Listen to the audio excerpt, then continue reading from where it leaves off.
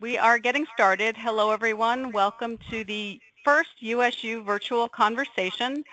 I wanted to thank you all for being here and for joining our panelists, who I'll introduce in a few minutes. I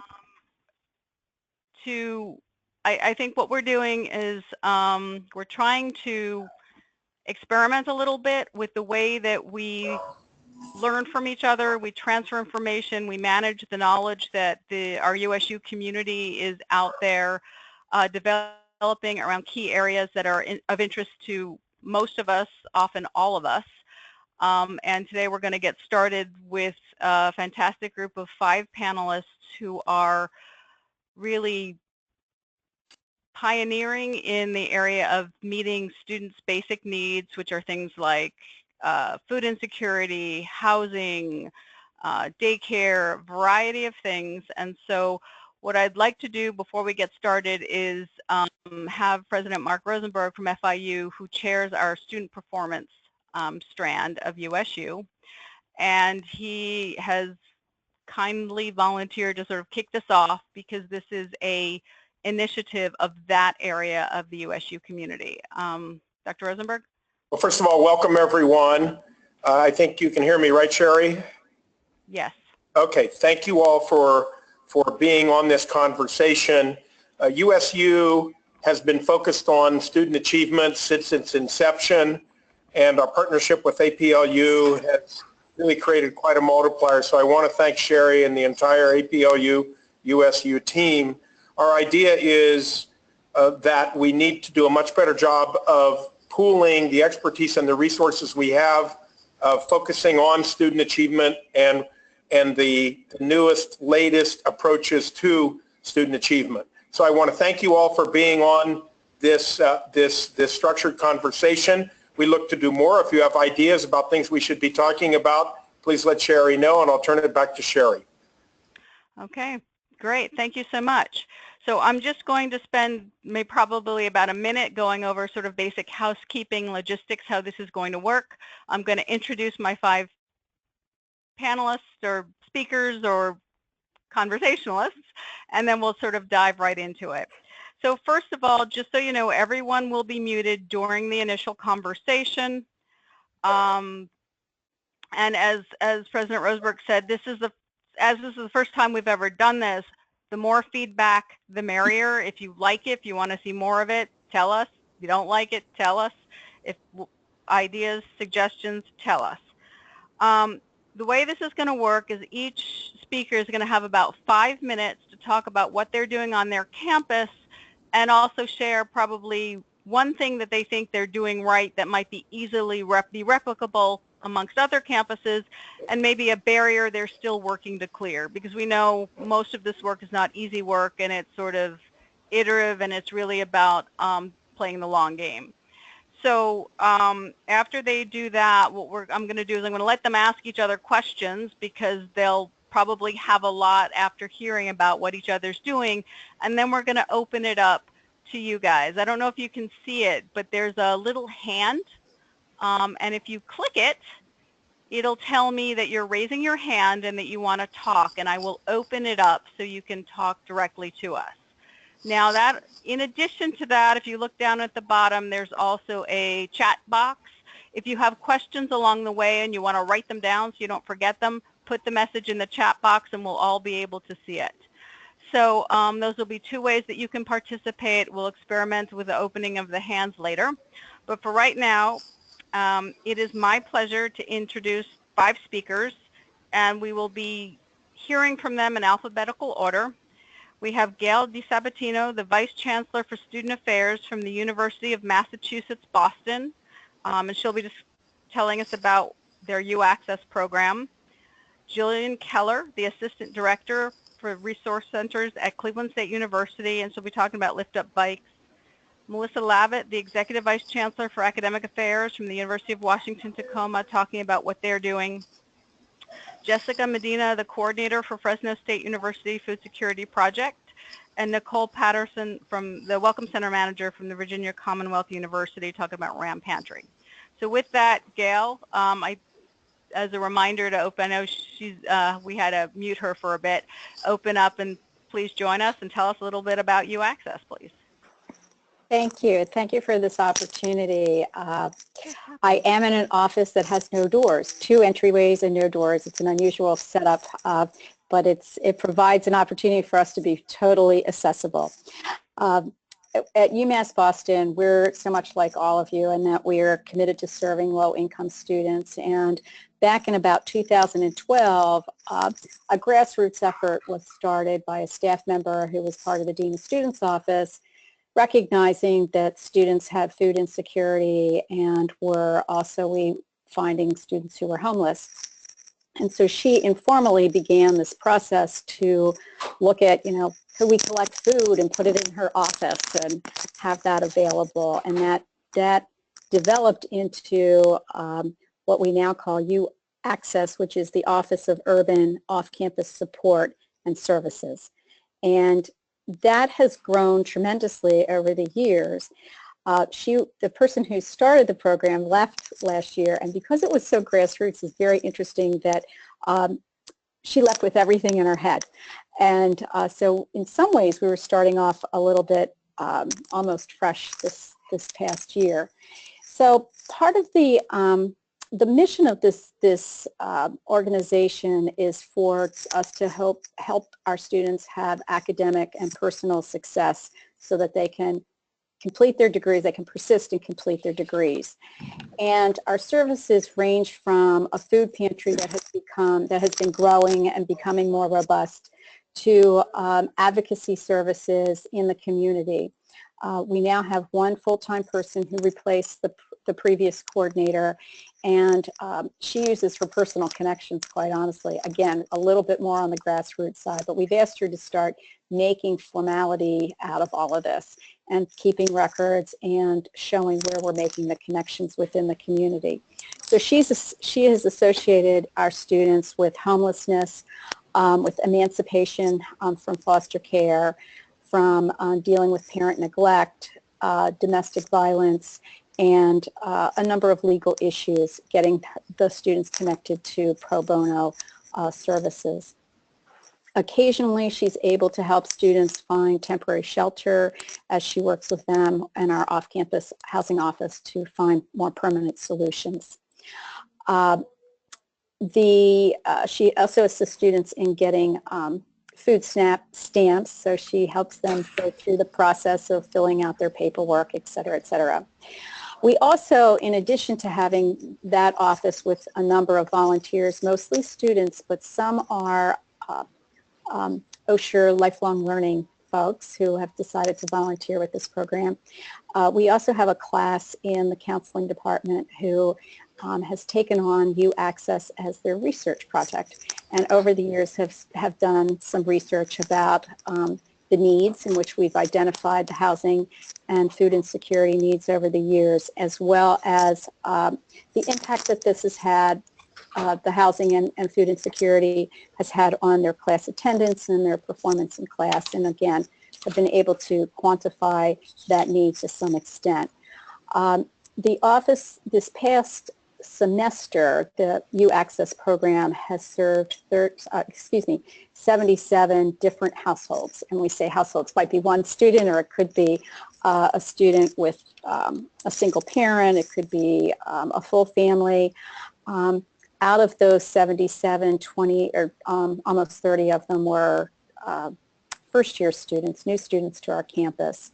We receive donations from all over, not the least of which is from our own campus. We do a number of drives, a number of events. The students throughout the campus, they'll host an event and they'll say, bring a can for the food pantry. And so we've garnered a lot of support throughout the campus to get the donations for the food pantry in terms of actual food. In addition, we've found that this is an easy sell in terms of fundraising. And so we've been able to get some cash donations as well to help with this particular project. But one of the things we've learned most recently is faculty's perception of what the need is, and they're feeling lost in terms of how to help their students. So we've recognized the need for us to connect more with faculty, to advertise our programs and services more, We're in the midst of looking at expanding the platform by which we offer these services by using Single Stop, which is a nonprofit technologically based platform. We're hoping that that's the way we're going to go, but of course, like with many of you, I'm sure, resources are an issue. And so expanding and being able to pay for those additional resources is always going to be an issue. The other thing that we're moving into is we've just created a new fund for students who've been impacted by these executive orders that have been coming out of Washington recently. And that's brand new. We just announced it this week. Very excited. Have some funds raised. We'll continue to raise funds, and we're sure we'll have plenty of opportunity to help our students who might need an attorney that we can't get the pro bono work done for them, or some other type of need that comes up as a result of the current state in Washington. So I think that probably is a good synopsis of what we're doing right now. Okay, great. Thank you so much, Gail. Let me move it over to Jillian, just to sort of keep it flowing, and we'll go through all of them, and then instead we can start with Q&A. Hello, everyone. Happy Friday.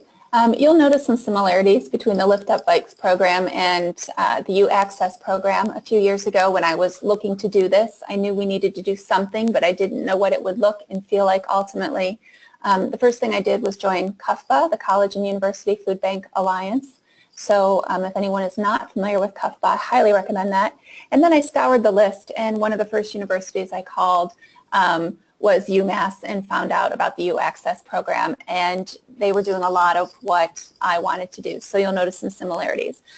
So Cleveland State's Lift Up Bikes Resource Center and Food Pantry opened in February of 2016. So we just held our first birthday party and celebrated our successes for the year and did some planning what we want in the year to come. The department was created to meet non-academic needs that lead to poor academic performance and stopping and dropping out. So very much a retention tool, like I would imagine the others are. Our mission is to offer a convenient, dignified, and compassionate process through which students are connected to nutrition and other basic human needs while they progress to graduation. In our first year, we have just over 450 households or unique students utilizing the program, and within those households there are 82 minor children that are also benefiting from the food pantry. We distribute about 3,500 pounds of food per month, most of that being perishable food, fresh fruits and vegetables, meat, etc. We receive some of our food from the campus community, a good bit. There are a lot of drives that take place on campus. There's competitions between the student orgs. We are an urban institution, and parking not only costs a premium, it's at a premium. And so our parking department will do food for fines. The library does food for fines, all sorts of things like that. But most of our food is purchased at a very reduced rate from our regional food bank, which in this area is the Greater Cleveland Food Bank. And in terms of, you asked us, Sherry, to say one thing that we've done well. For us, it was absolutely partnering with our regional food bank. We can get 4 times as much food for $1 as a donor could if they took that dollar and went to the store. So they are a huge part of our success. We've also worked closely with our alumni department here and our advancement. Advancement does a lot of fundraising for us. As you said, Gail, it's a pretty easy sell. But we have alumni chapters that will do drives, and we also have corporate alumni chapters. So being an urban institution, we have quite a few large companies that are headquartered just down the street from us. And so they'll have a CSU alumni chapter within that company. And they'll do happy hours or jeans days or any number of things, and are a regular source of funds for us. We're also fortunate to have quite a few caterers, and a national bakery is just down the street. And so we have a partnership with them where every week they give us X number of loaves of bread. So that's a pipeline for a staple there. It is a resource center and food pantry. So in addition to the food pantry, we offer mail, shower, laundry, and locker services to our housing insecure students. As we all know, if you are housing insecure, if you want to say homeless, A lot of important documents get lost. It can be hard to find a job if you don't have an address. P.O. boxes cost money. You have to get to them. A lot of service providers don't want to mail things or to a P.O. box or consider them legitimate, so to speak. So that's a service that we offer our students. We also will do a 24-hour turnaround time on winter wear. It gets extremely cold and snowy here, so we want to make sure that they have boots and coats and hats and gloves and all of those things. Most of that we have in stock, but if we don't, we will get it to them within 24 hours. And we also work with a lot of different agencies across Cuyahoga County and across the city of Cleveland. We are careful to not reinvent the wheel. We're in an area where there are a lot of social services, so if we can take advantage of things that already exist, that helps us make our money go further, because we're not spending it on goods and services we can get for our students elsewhere. And it also helps kind of keep us lean and mean in terms of the amount of staff that we need. Our staffing model, we have a graduate assistant who runs daily operations. We have 3 students that are completing their master's degrees in social work, and they do a year-long practicum with Lift Up Bikes.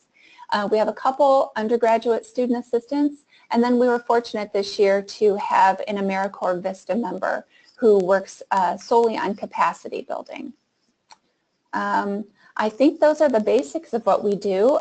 In terms of our obstacle is that we do have a fair amount of homeless students, and that is a challenge for us that is a whole lot harder to meet than food. I think the notion of starting a food pantry and running a food pantry, I have found, is not that challenging.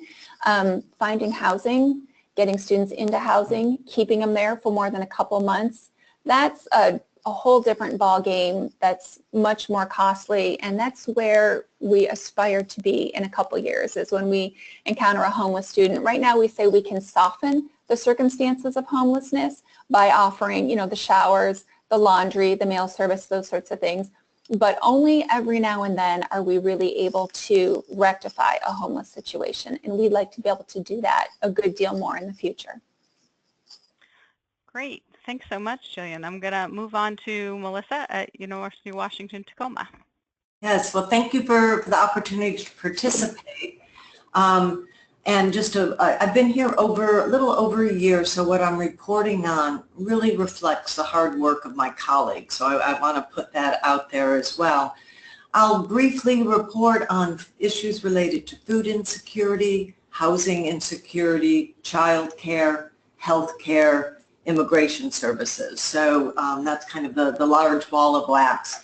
In general, I think similar to the other panelists, these journeys, if you will, have really followed sort of a predictable path where first we become aware of the problem, and even though it's been in plain sight, it's been hard to identify because it's just not in our awareness. So from awareness to consciousness raising, changing our shared perception of what a university should be doing, should not be doing, and then taking action. So like my colleagues, we've had initial success with a food pantry. Jillian's absolutely right. Making it an official part of a food bank has really streamlined the bureaucracy, giving us access to low-cost food. And then that became a great platform and a great partnership to leverage. So now students can order groceries online. We also provide clothing, school supplies, some of the same items that you all are offering. They can order this stuff online. They arrive and just pick up a bag.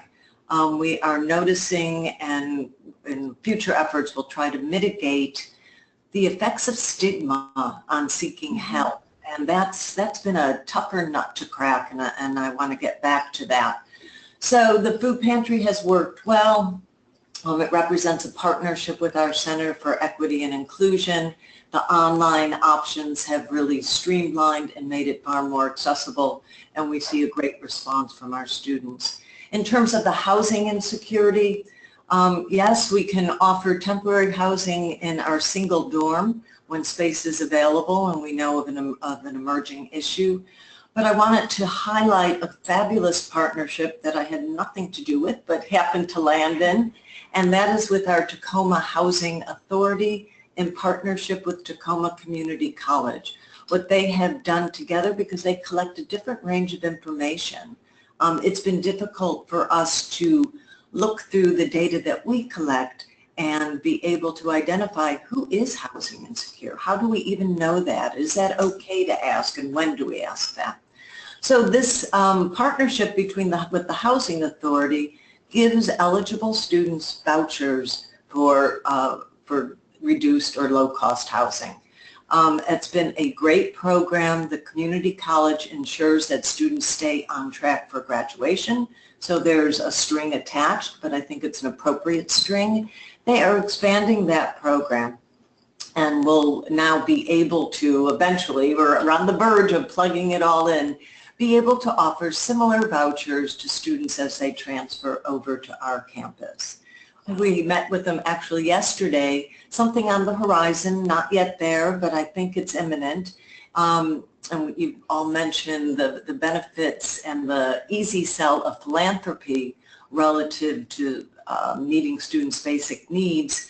There has been a donor identified who wants to donate housing that was left by his parents. They're right near campus.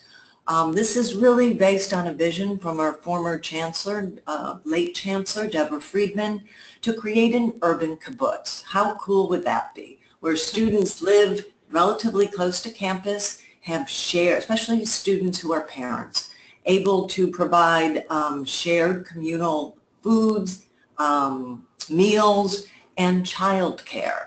And again, we would offer the staff support to help organize that kibbutz, that small collective, and do a good job, hopefully, of bringing support services to those homes and allowing those students to continue. So that's on the horizon. I think that represents a great expansion of Tacoma Housing Authority's initiative, and one that our students will benefit from. We discovered how insecure our students are relative to housing when we moved to gender-neutral bathrooms, or all-gender bathrooms. They had a shower in there. And what we discovered was the high number of students who were using the showers because they were living in their cars or living on couches. But again, that notion of discovery has been an important element in raising our consciousness. Healthcare, we are now moving away from a campus-based clinic to a neighborhood-based system where students can use their student ID and get health care in their neighborhood, which means that their families, their children, would also be able to access services this way. For childcare, before our urban kibbutz is created, we've had a great partnership with a local child care agency who reduced their fees for child care, and then with philanthropic dollars, we are able to now underwrite the cost of that. Again, it's not as big as I would like it to be, but it's a great start, and the success, I think, is how easily these partnerships are formed when we recognize that there's folks out there who've been doing this work way longer than universities have, and it's in our best interest to connect with them. What is on the horizon as well is now hiring a MSW case manager to help coordinate services. The thought is that this individual, we're on the verge of making that happen, this individual not only have a practicum unit of MSW students, but also it becomes a great opportunity for student on-campus employment. If they hired, this MSW were to hire a group of student navigators, resource guides, who can hopefully kind of lower the threshold relative to stigma, make that core of helpers more visible, and therefore providing services and coordinating services more easily for our students. Great. Thanks so much, Melissa. I'm stopping you at the right place, right? Yeah, that's great. Okay. Thanks. Okay. Now the next is Jessica from Fresno State. Good afternoon, everyone. I am Jessica Medina. I am the coordinator of our food security project at California State University, Fresno, or known as Fresno State. We have a multi-initiative program that we started in August of 2014 was when we started having conversations around trying to support our students who were in need of basic needs. We created several different initiatives to get started, and in November 2014, we were able to launch our food pantry, the student cupboard, which was kind of the biggest initiative for us to be able to launch to get our program started. We started by serving about 194 students our first month and a half that we were open. I can tell you that today we have served over 7,800 unique students through our food pantry. So we have definitely grown in the number of students we've served. We had to change locations because we not only grew in the number of students we were serving, but in the amount of food and space that we needed to be able to provide that food. We started with a model where it was kind of a free-for-all, take as much as you want, and as we quickly grew, we started having to change that model up a little bit too. So what we currently have at our food pantry, when students walk in, they are able to take a grocery basket. They take one of each item that they choose to fill their grocery basket. And then at the very end, when they are done doing their shopping, they go to the front desk and we bag their food just like they would at a grocery store. So we try to put that kind of dignity back in the idea of being able to shop for your own food, receive a grocery bag and things like that when you come into a food pantry. And I know there was the issue of stigma raised earlier, and I think that's one of the biggest things that we've been able to reduce on our campus. When students first started utilizing our services, it was the students would put the food in their backpack, they would hide their bag, things like that. And now I was walking on campus the other day and couldn't count on both hands and toes and everything how many students I saw walking through campus carrying their bags proudly with their food or sitting in class with their bags on top of their desk. And it's become student to student kind of a peer marketing effort to really reduce the stigma on our campus. We do have other initiatives to be able to support our program as well. We do have education and resources. The education component of it, we really try to encourage healthy eating. So we partner with our health center to be able to do workshops on eating healthy on a budget, virtual grocery store tours, things like that. We also do cooking videos with our dietetic students on campus. They'll take food from the student cupboard, make videos on how to cook that food, and then we share that out with our students, as well as creating recipes so that they know what to do with the food that they're receiving. The resources component of it, we recently added in the Calfresh portion. We are working with CSU Chico is the contractor on our grant with social services, and there are 11 of our CSU campuses who are participating in this grant. So we are doing Calfresh Outreach on our campus to be able to assist students with the application process for Calfresh. And we just launched last Monday, our very first day, and we're very excited to have about 3 or 4 students already who have gone through the full application process. Some have actually had their interviews and are waiting to submit their verification documents. So we're excited to be able to offer that to give our students an additional resource to be able to provide them with some food resources as well. We have our catered cupboard portion of our program, which is a part of our Fresno State mobile app. Anytime there is food left over at a catered event on campus, the department who is hosting can choose to push that notification out to students, and they are invited in to be our after event guests. So they are able to eat the food that is there, and it reduces food waste, which is huge, and then also provides that food to feed our students who may or may not be food insecure. And the last resource that we have is our residence dining hall certificates for students who are in immediate food need. We do have certificates on our campus to be able to give them a free meal at the residence dining hall, breakfast, lunch, or dinner, to really be able to feed those immediate needs that they might have.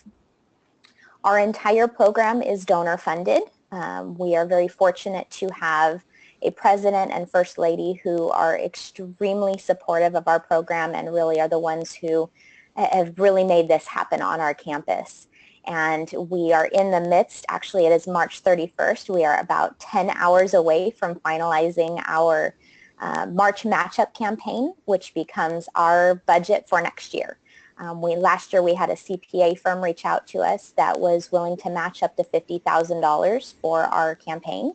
And this year we were able to bring on CPA firm Kaiser Permanente to again do that $50,000 match. And we had another family reach out and donate $32,000, which increased our goal to $82,000. And as of right now, I think we're at about $69,000. So we're not far from meeting our goal, and we'll see if by midnight tonight we bring in enough money to create my new budget of $164,000 for next year. As far as staffing goes, I am the only full-time person within my department. We are within our own department under Student Affairs. We call ourselves the Food Security Project. And then I have 4 student assistants who work with us to be able to run the student cupboard on a daily basis, seeing as many students as we do coming into the student cupboard and kind of being our most used initiative. That's the space where we really felt we needed to put as many student assistants as possible to be able to get that in there. And then we also take non-student staff. We work well with alumni and our community members who are in the retirement community, who come in and help us to stock shelves and bag students' groceries and things like that as well. So I think we've been very fortunate to be able to grow our program as well as we have. I think the areas in which we are really trying to focus on right now is increasing the use of our catered cupboard app on campus for our departments to know that this is available and push that food out to students, and then also increase our education component of our program as well. Okay, great. Thanks. Thanks, Jessica, and also thank you for joining us on your day off. Just everybody should know Jessica agreed to do this on her day off. And I'm going to pass it to our last but not least, Nicole from VCU, and then we'll open it up to include the group. Thanks, Nicole. Thank you. Thanks. Hi, everyone. I'm Nicole Paterson, representing RAM Pantry from Virginia Commonwealth University. So RAM Pantry began in the fall of 2014 as a registered student organization with the support of several dedicated staff members. And the mission of RAM Pantry is to address food insecurity by providing in-need students with healthy, culturally appropriate food. So we operate out of a space in our university student commons. So we have a space where students can come in and shop. And we also have several small storage spaces, including a walk-in refrigerator. We've got a lot of donations of some in-unit refrigerators that we're excited about. We offer weekly fresh produce. So those are all things we're really excited about. And again, we are we started as a student organization, and we are currently a student organization. I serve as an advisor to this organization as just one of my many roles. So we have no, at this point, full-time dedicated advisors. We're open 2 days a week, and we're staffed with student volunteers. We've got between 60 and 100 students that use the pantry weekly, and we average 1,500 visitors per semester. Again, we're a student organization, but the growth that we've seen would not have been possible without the support that we've received across campus. So the spacing and advising from the University Student Commons within the Division of Student Affairs has been a key. Also, our Office of Sustainability received grant funding where they provide us with, as I mentioned, fresh produce that comes from both our campus learning garden as well as a local partner farm. We also receive lots of support by way of service learning courses. We've got 2 courses that are partnering with us this semester, but we've had between 1 and 3 for the last year and a half. We have our living learning programs that provide us with volunteer supports, whatever we need. We have 3 federal work study students that help support operations and volunteers, academic interns, and other groups across campus. We also, in addition to those internal partnerships that the students have developed and we've maintained, we have some external partnerships that are key, many with faith-based organizations. So when our produce comes in weekly, we make sure that if we have any excess, we are delivering those to our local partners so that we're eliminating food waste. That's key. We also have regional grocers and bakeries that deliver large quantities and that we wouldn't be able to run without. So those key partners, in addition to, as everyone has mentioned, the support across the campus community, just with food drives and bring a can, attend a program sort of initiatives, have been hugely successful. So again, we at this point are still student-led, and that's, I think, one of our great strengths. But our faculty and staff have gone above and beyond to support us through grant funding, volunteering, offering whatever services, in-kind donations, monetary supports that they can. And the students do a really great job of facilitating these offers of support and with my assistance. But as a student organization, they're obviously limited in their capacity to be a growing food bank in between all the other things that they're juggling as students. So what we are working on now is scaling up our model and transitioning away from a student organization to a dedicated departmental programming while maintaining that strong sense of student voice. So we've got a committee within our Division of Student Affairs that's working on that now. The things that we're focusing on and paying attention to as we think about this transition are understanding the scope and impact of food insecurity on our students. So we're developing some quantitative and qualitative research projects to really get a handle of what's going on, and as we're developing this program, using that data to inform our decision making. So this committee meets, and it's a collaboration between students and staff to develop a sustainable pantry model that's going to support, obviously, divisional and institutional goals, address basic food security, and promote student learning. So our group is developing those staffing recommendations now, and I'm excited to be part of the conversation and hear about all the wonderful things you're doing so we can steal your ideas and incorporate them at VCU. Okay, great. Well, thanks, everyone. As you can probably guess, we tried to vary the different approaches to how this work is done by having different campuses and slightly different perspectives from the campuses, and I hope we've achieved that goal. So before I open it up, what I wanted to do is give you five the opportunity to ask each other any questions. Also, President Rosenberg, feel free to jump in as well from what you've heard from each other, just to sort of follow along the lines. Anybody has one? I have a question, I think, for everyone, because I didn't hear it from anyone, unless I missed it, and that is, does anyone verify need for those who use your pantry or other services? We currently do not do that, but it's a question that comes up surprisingly often when I'm speaking with groups. So my answer is typically that we're not the food police, and that dignity is part of our mission. And so for someone to come and say, I'm unable to feed myself, I need assistance in this area, we're not going to say, how hungry are you?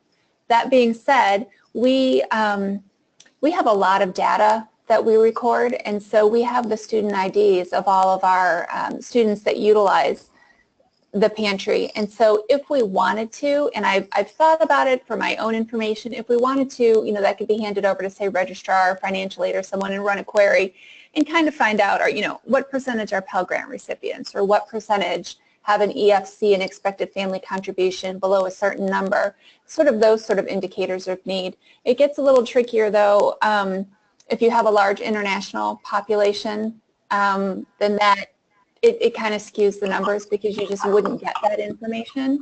So we just go with, we're not the food police, and if someone asks for help, we're going to provide it. At Fresno State, that's a very similar type of a process. The only thing we verify is that they're a currently enrolled student, because we want to make sure that we're supporting our students through our program. One of the things that we've started doing in the last 2 months is at the end of the month running a query to kind of figure out which students are utilizing the service, the food pantry, a little more frequently than others. And we've been able to reach out to those students through our Project Hope coordinator to be able to offer them additional resources and assistance. With my number of students, I think last month, I think I had close to 7,000 visitors in the month, and about probably 4,000 of those were unique. But we only had 15 students who used it more frequently than what we thought was necessary. So those 15 students we have reached out to, we want to meet with them, find out what else we can help them with, and really, we did kind of run that query at that point with those 15 students to see what is their financial aid look like. And we've been able to find out that these students who are coming in really are the students that are in need, and we know that we're here to support them. Yeah, I would, that's exactly where we're at, what Jessica described, where the interest has been in looking at the frequent users and trying to get a better sense of what else they might be needing, given the fact that they are regulars at the pantry. In fact, because our pantry is a registered official food bank, there have also been community members who have accessed services, and we think that's a good thing. So it's been less about policing utilization and more about capturing need in order to fully educate ourselves. Agreed, and for our part, as a student-led initiative, we do collect data from students, and we were fortunate enough, I just met today a doctoral student who's going to do some additional research and assessment on all this data that we're gathering, and without a dedicated staff person to sift through this and make meaning of it. We've got a whole bunch of data and not a lot of information. So we're sifting through that, but we do ask students information about what brings them to our services, and then but we don't use it for anything other than data purposes. This is Mark Rosenberg. First of all, thank you all for your presentations and for helping us to understand where the bar needs to be set. I have a very specific question about housing for homeless or foster kids. Now, that doesn't quite, dovetail with the full intent of the topic, but I wonder if any of you have experience on that, let's say on-campus housing, and if there are any lessons learned from that. Because I think so often we think if we can just find housing on campus, that may be, that's clearly a necessary condition to success, but it's not sufficient. So does anybody have any insights on that? The only insight I can provide is frankly using, forging a better partnership with our local housing authority, the federally sanctioned housing authority, in part because we are new to having a dorm. Most of our students do not live on campus. The dorm was just recently established as an option.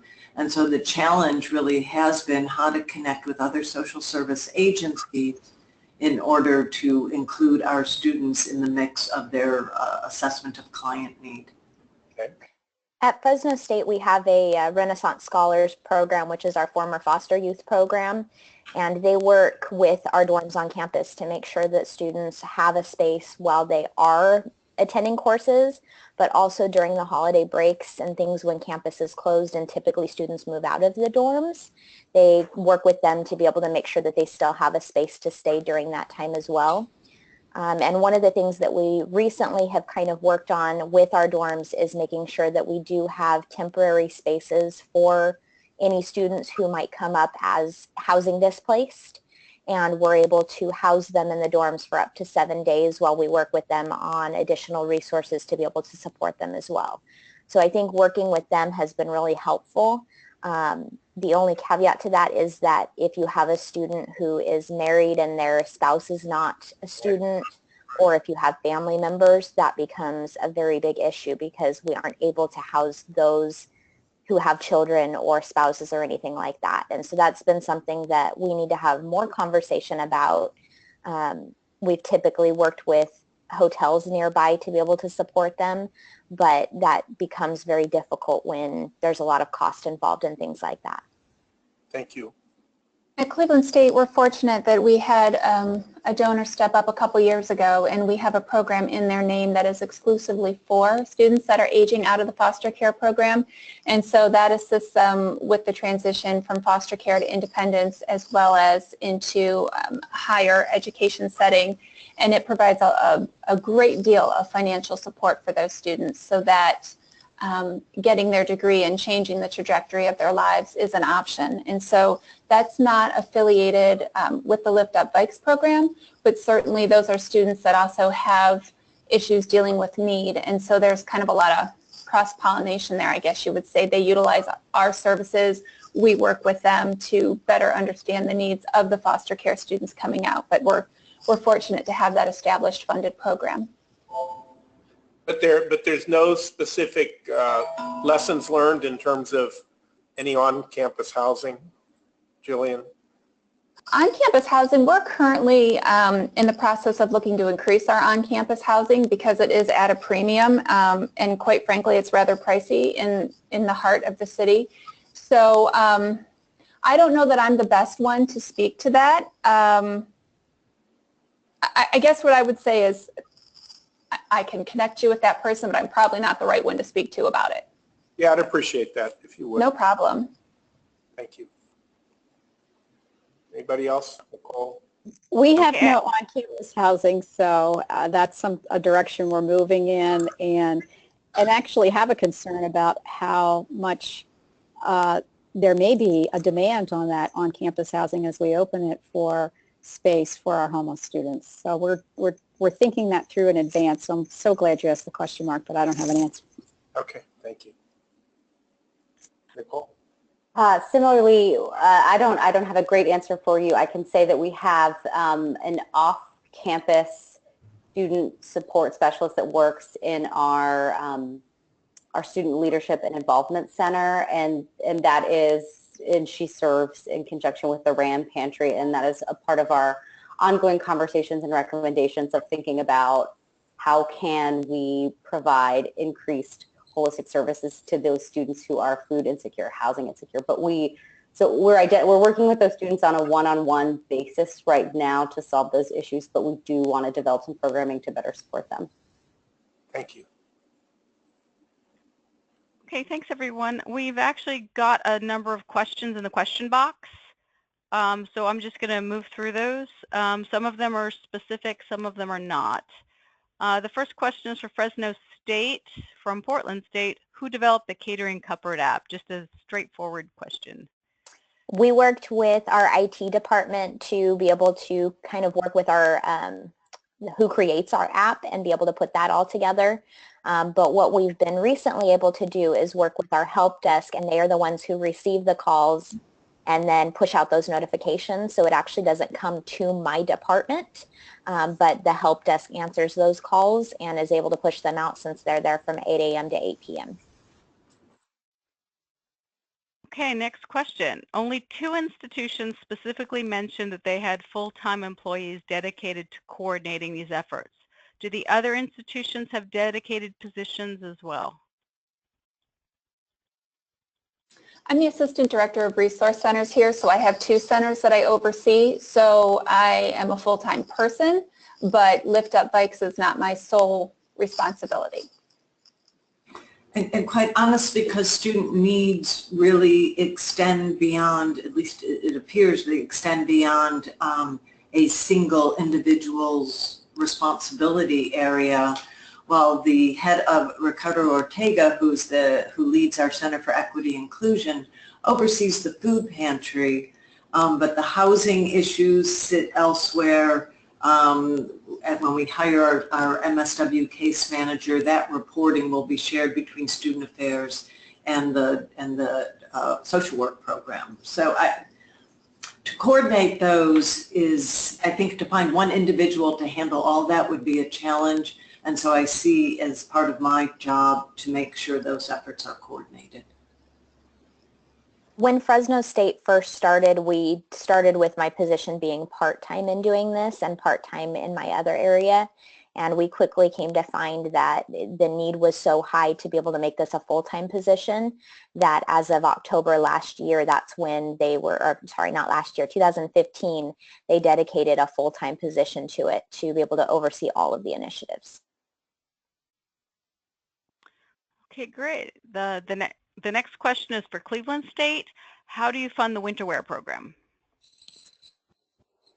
We are a state institution, so we cannot use state or operating dollars for anything that we give away to students, just like any of the other state institutions.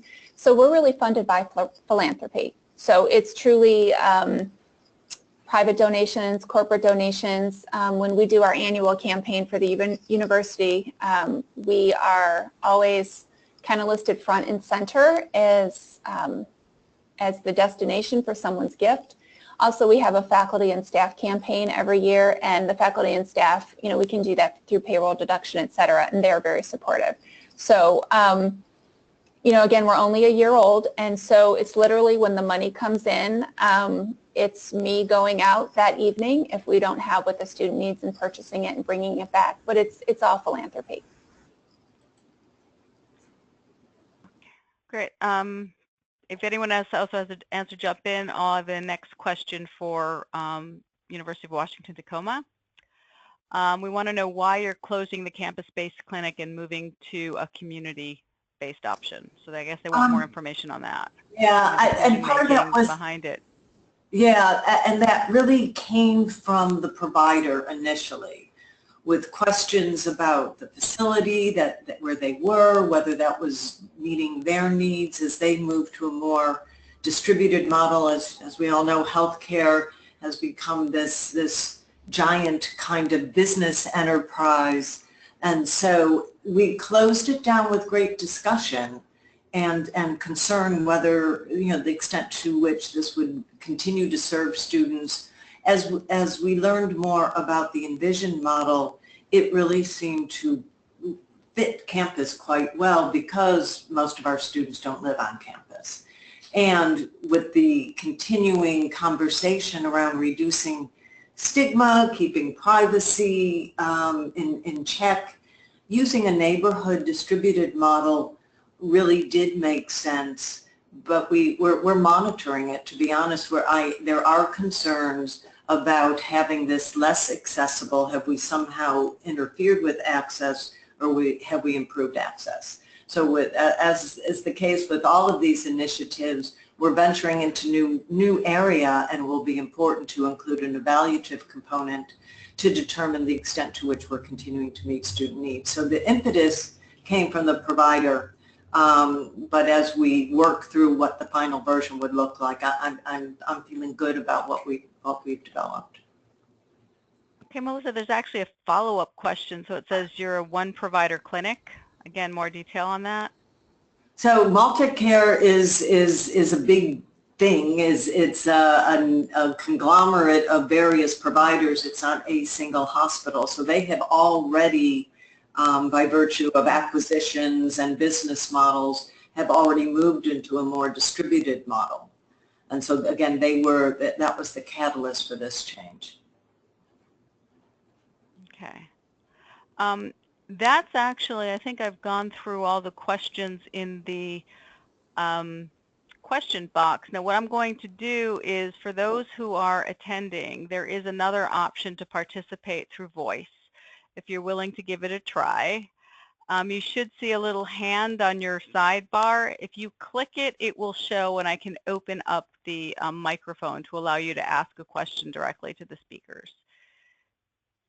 So I'll give that a second, and while we're waiting, also, in addition to asking a question, if you have a program and you want to offer something new that we haven't heard yet, I invite you to do that as well, because the purpose of this is to learn from each other. So if there are folks out there doing something, I got one.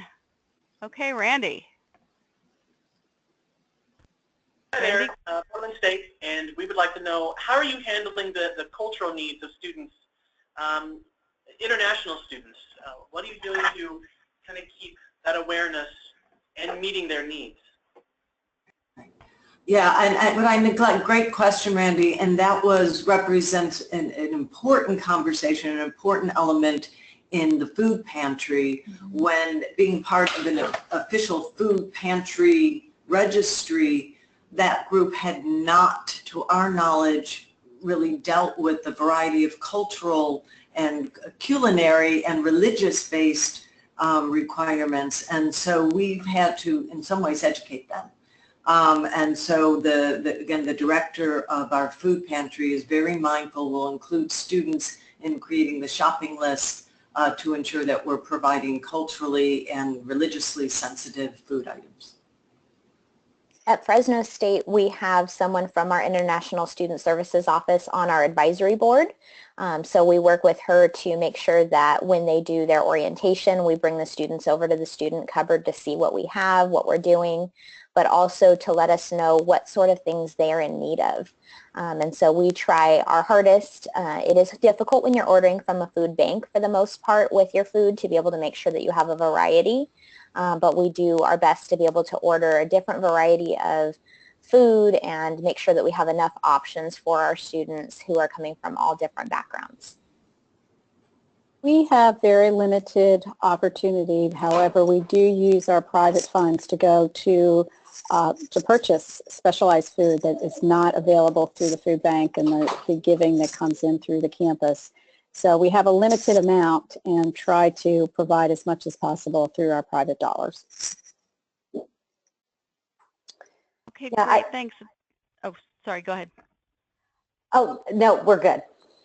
You sure? I've got another, so I'm going to close you up now. Portland State, we've got someone else waiting. All right. Ahmad from Wayne State. Yeah, hi. You're on. Hi, this is Ahmad. I'm going to yield the floor to my colleague, David Strauss, our Dean of Students. Hi, everybody. Thank you so much for this wonderful webinar. Taking lots of notes. We're actually opening up our campus food pantry this Sunday. Very, very excited about it. Something that we've engaged in and perhaps see if anybody has some feedback on this, but we've connected with our county. So we're in Detroit, and we have connected with our county, with our Wayne County Department of Services. And we're very fortunate that with the partnership with them and with my colleague to my right from our human services area, we are going to be having a caseworker a half a day Monday through Thursday, helping our students with access to local, state, and federal resources. And they'll be in our Welcome Center, which is where students go for financial aid and admissions and their transcripts, et cetera. So it'll be another way to access need. Want to know if anybody had any experiences with reaching out to local, state, and federal resources. I would just share with you that that's one of the reasons why we're moving to a new model to engage with Single Stop. I don't know how familiar everyone is with that organization, but what they will do is they'll do the research on all the local, the state, and the federal resources that are available for our students and match those resources with student need as students come in. So some of those, of course, will require us to do some verifications because there's some requirements that students have to meet in order to take advantage of those benefits. But it's going to be a much more direct link. And the good news is that somebody else is going to be doing all the research for us and then build the technology around all those resources that we can then access it. When we started out, we had every intention of becoming an Ohio benefit bank, which is getting the training and the certifications so that students could apply for SNAP, HEAP, PIP, all different types of assistance, electric, heating, food, all of those sorts of things. And we did that for a little bit, but very quickly the regional food bank that we are a member agency of was able to do all of that via phone. So they used to be able to do that as a part of their food outreach, but they would need to be in front of a student, so in our center or in some location. But now it's as easy as talking a bit about what the students' needs are, giving them the phone right then and there if they're so willing. They can call and they can apply and they can do voice signature as well. So I think it's great when centers want to offer those additional services. You have the advantage of having somebody from the county coming in, so it's not a burden, say, or taxing on your resources in terms of, that's a lot of training that an individual needs to have, and things change, so it's a lot of training and retraining and staying current. So I think the model that you have, where you have someone coming in from the county, would be great. We just go right through our regional food bank, and it provides that same sort of service. And at Fresno State, we just launched our Calfresh grant, which is the SNAP program. And so instead of utilizing our county for that, though, we are training interns and doing the outreach as a peer outreach type of a thing rather than bringing in others. But we have brought in different agencies throughout Fresno County to be able to assist with those types of things before we were doing it ourselves.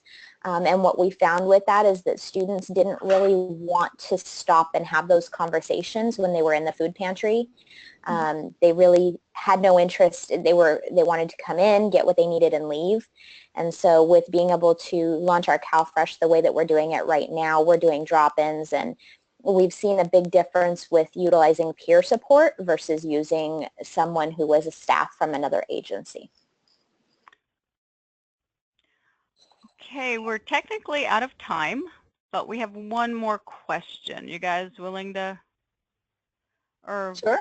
or oh wait, maybe, oh, so maybe I'm just not understanding since this is the first time.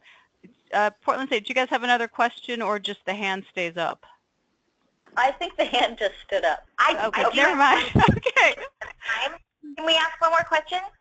Well, yes, I've opened it, so. I just want to know if when these universities, and thank you guys so much for this, it was amazing to hear all of your amazing work. When you first started, did you have any sort of pushback or a hard time selling to administration and the need for these programs, and what did you do that helped to get all of your wonderful initiatives moved forward? Yeah, as the Chief Academic Officer and you note that others on the panelists are more likely to come from Student Affairs, I guess I'm in a position to hear the pushback loudest. There appears to be not significant, in corners and in pockets. Is this really what we're supposed to be doing? Why are we doing this? And part of it, I think, has to do with the fact that this is a journey of discovery and part of this comes from, and this is what I would use as a response to that pushback, faculty in their scholarly endeavors have uncovered much of what this need is. So Dr. Christine Stevens in nursing was part of a larger research effort, discovered that 1/3 of our students are indeed food insecure, and that's just the ones who responded. So the pushback really needs to, I think, be responded to with a renewed version or a refreshed version of who our students are. The fact that, yes, they're food insecure and they're receiving federal loans and they're Pell Grant eligible, and we know how those things are calculated. It's not enough.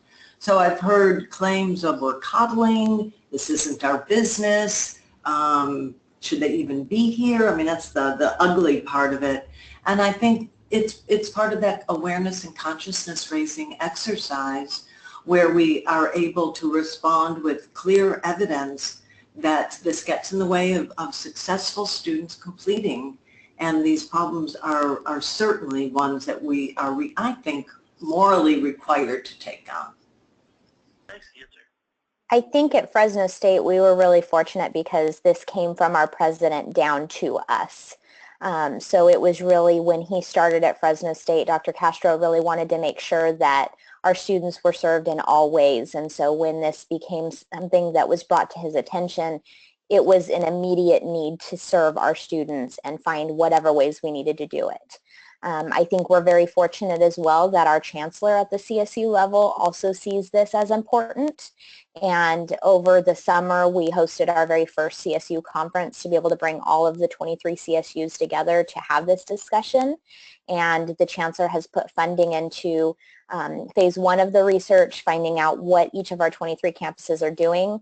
Phase 2 of the research right now is actually taking place, which is surveys with the students as well as focus groups with those students, so that hopefully by phase 3 we are able to create a model for the entire CSU system to hopefully follow and be able to support our students throughout the entire California State University system rather than just some campuses doing certain things. I would add that the grassroots support that it sounds like many of my colleagues have experienced and that we at VCU have certainly experienced has been a tremendous asset in our developing of programs. We cannot, we can't keep up with the capacity of those interested across the university in engaging in research and developing programs. So that is a huge, huge bolster for us that there's so much support across the whole university, that leadership is drawn to this and that everyone's drawn to it. It's very magnetic, and I think that's the truth across a lot of campuses. I agree. So I would just add, I appreciate Melissa's comments because I think they're very important coming from the Chief Academic Officer and very insightful. And as a new person on our campus, I arrived here in August. Of course, everybody wants to tell you their opinion on everything and, what you should do and what you shouldn't do. And there were a number of individuals who made it clear that the person who was running U Access had left and we did not need to fill that position. And on the other hand, the students were in my office almost on day one saying quite the opposite. And these weren't students who were using this service, they were students that believed in it for their fellow students. And so I listened to them a whole lot more than the others. I would say accountability is an issue, and we're trying to figure out how we do demonstrate accountability without violating the student's privacy and dignity. And so that's that balance that we're trying to demonstrate. But also, I think that the data, now I've got some data that I can show, collecting data is very important to this cause. And this was data that the students, a class, a faculty member supervised the collection of. It was external to our area, so it's independent. And I think it's been very useful to be able to tell the story.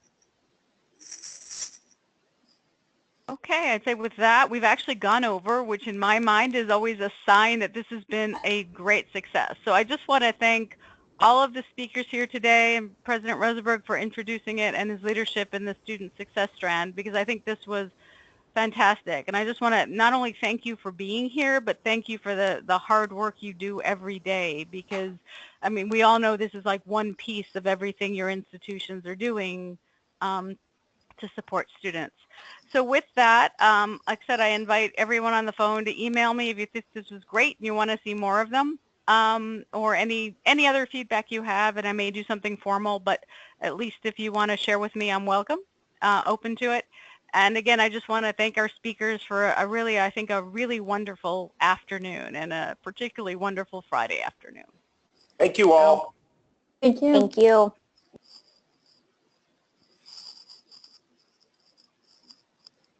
All right, thanks. I think we're going to be shutting everything down.